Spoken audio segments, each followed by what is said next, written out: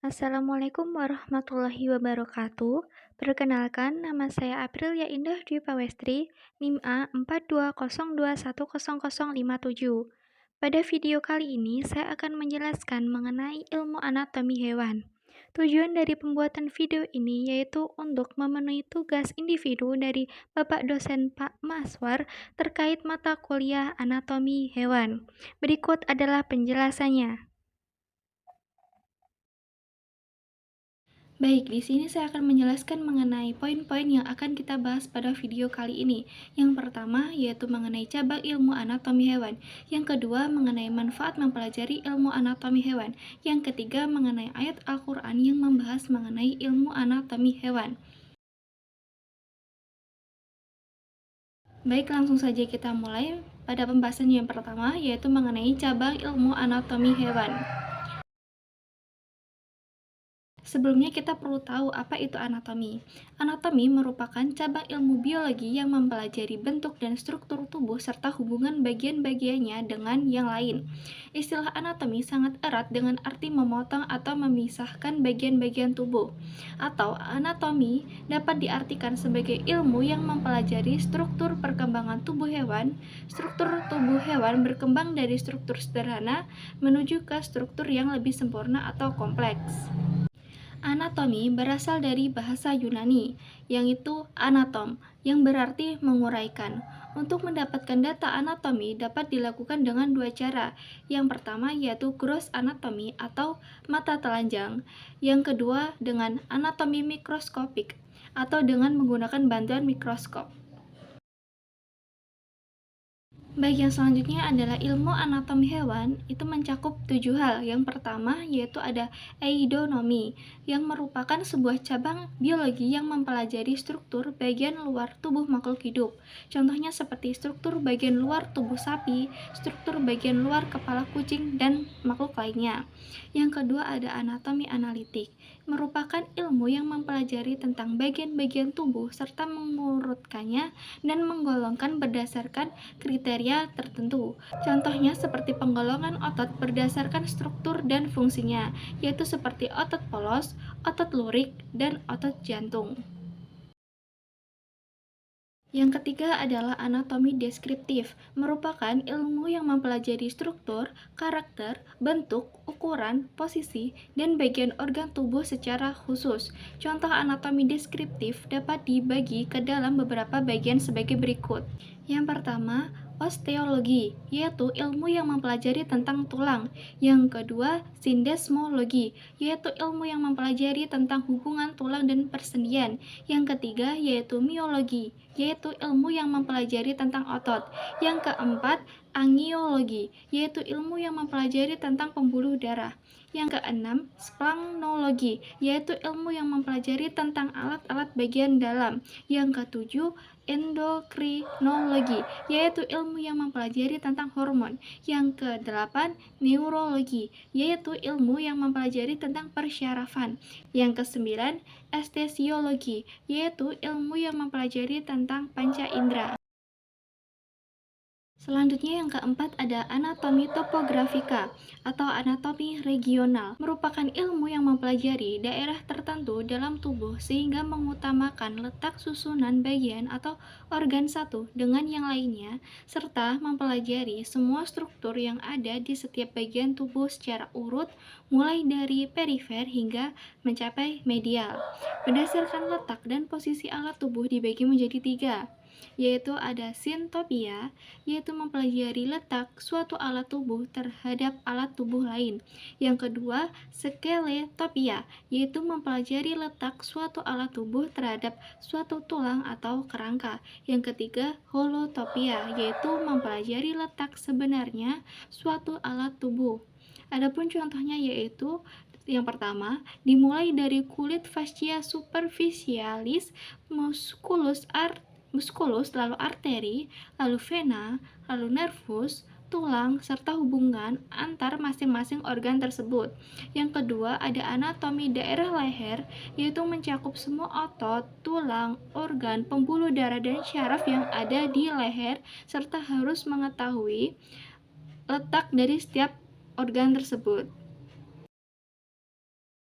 Yang kelima, ada anatomi komparatif, merupakan ilmu yang mempelajari lebih dari satu jenis makhluk hidup sebagai objek studi dengan titik berat membandingkan susunan dan bentuk makhluk hidup satu dengan lainnya. Contohnya yaitu membandingkan susunan tubuh kera dengan susunan tubuh manusia, kadal, ikan, dan makhluk hidup lainnya.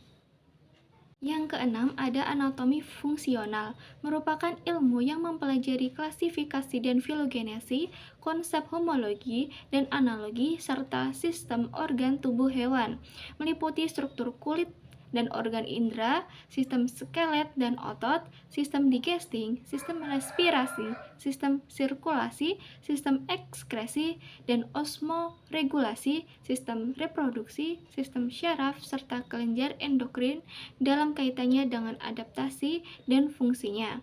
Yang ketujuh, ada anatomi perkembangan, merupakan ilmu yang mempelajari tentang perubahan-perubahan pada sel pertama kehamilan sampai akhir. Contohnya yaitu proses metamorfosis sempurna dan tidak sempurna. Metamorfosis merupakan proses perkembangan biologi pada hewan yang melibatkan perubahan penampilan dan struktur tubuh setelah kelahiran atau penetasan.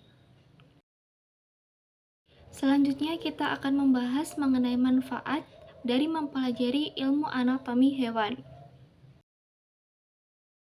Adapun manfaat yang dapat diperoleh ketika kita mempelajari tentang ilmu anatomi hewan yaitu yang pertama, tindakan mempelajari keilmuan ini akan membantu dunia kedokteran dalam memahami ragam proses metabolisme yang terdapat di dalam tubuh yang kemudian juga dijadikan sebagai dasar diagnosis penyakit. Yang kedua, pembelajaran keilmuan ini juga akan memberikan pengetahuan lebih atas ragam perkembangan struktur dari makhluk hidup secara mendalam. Yang ketiga, mengetahui secara detail terkait dengan adanya perbedaan letak serta struktur bagian tubuh manusia atau hewan dengan perbandingan makhluk hidup lainnya. Yang keempat, ilmu anatomi dalam bidang sejarah akan membantu untuk mempelajari ragam perbedaan dari sisi tubuh hewan atau manusia zaman prasejarah dengan zaman modern. Dan yang terakhir, dalam dunia psikologi, pembelajaran keilmuan ini akan memperoleh perbedaan atas fungsi sistem dalam tubuh dengan kondisi psikologi seseorang. Bahasan yang terakhir yaitu mengenai ayat Al-Quran yang membahas mengenai anatomi hewan. Yang pertama ada Quran Surat Al-Mulk ayat 19 yang artinya, dan apakah mereka tidak memperhatikan burung-burung yang mengembangkan dan mengatupkan sayapnya di atas mereka? Tidak ada yang menahannya di udara selain yang maha pemurah. Sesungguhnya dia maha melihat segala sesuatu. Di mana pada ayat ini itu menjelaskan bahwa burung itu menggunakan sayapnya untuk terbang di udara. Yang kedua ada Quran Surat An-Nahl ayat 66 yang artinya, dan sesungguhnya pada binatang ternak itu benar-benar terdapat pelajaran bagi kamu.